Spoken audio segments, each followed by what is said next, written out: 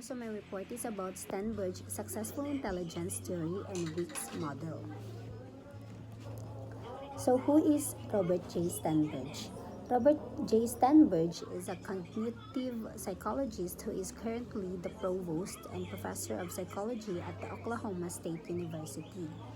Received numerous awards for his contribution and service to psychology and education. Has written 20 major books with top ranging from intelligence, giftedness, creativity, love, and hate. So si Robert Sternberg did extensive work sa field sang intelligence. As a youngster, he had a difficulty with intelligence tests. He did not perform well on such tests. So he come up with the idea about the triarchy theory of intelligence in 1980s.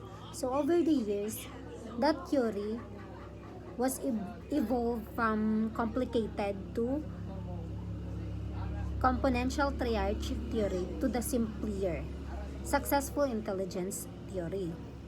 More recently, in collaboration with other prominent psychologists, he proposed the WICS or the Wisdom, Intelligence, Creativity Synthesized Model.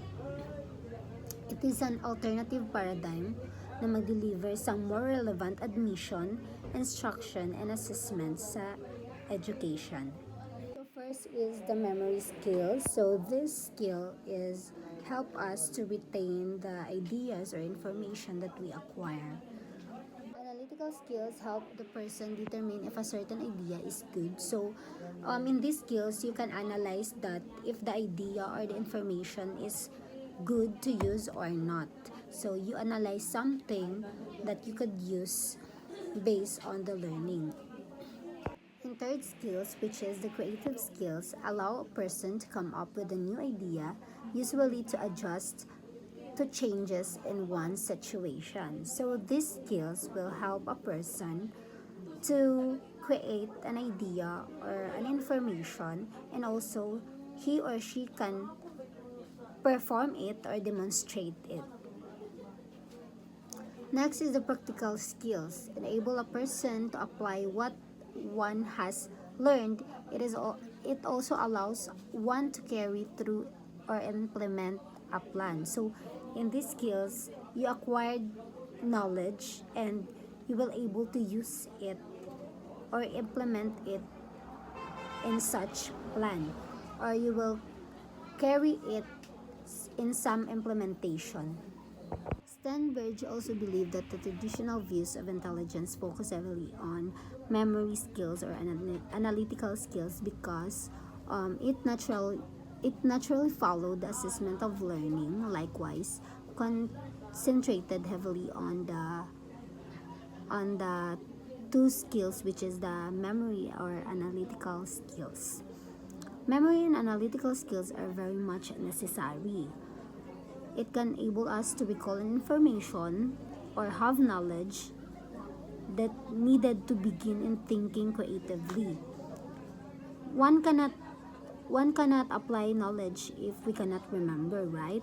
So also analysis is important before one can think of a new idea or a better ideas. However, memory and analytical skills should not be only focus of education. Sternberg also emphasized the creative and practical intelligence when he says that the creativity is that the people moves forward. Creativity gives birth to a new and a better solutions to problems. Without creativity, we will get trapped in things and ways that don't work anymore. In practical intelligence, on the other hand, make us apply all what we have learned.